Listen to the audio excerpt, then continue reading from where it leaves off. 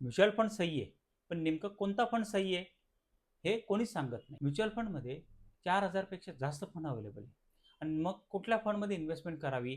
नेमकं आपण ज्या फंडमध्ये इन्व्हेस्टमेंट करतो, त्या फंडचा परफॉर्मन्स जातो. मग अशा वेळेला कुठली कॅटेगरी आपल्याला हेल्पफुल ठरू शकते?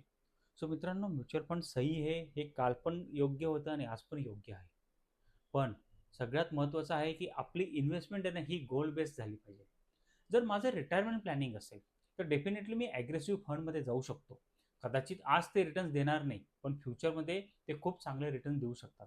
पण त्याच वेळेस जर मला 4-5 वर्षामध्ये कार घ्यायचं स्वप्न आहे, तर त्यावेळेला मी फार ॲग्रेसिव्ह फंडमध्ये कदाचित जाणं योग्य नसेल.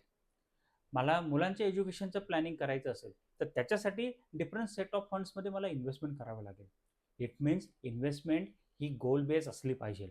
आणि जर आपण गोल बेस इन्व्हेस्टमेंट केली, तर डेफिनेटली लाँग टर्मला आपण चांगला परतावा घेऊ शकतो.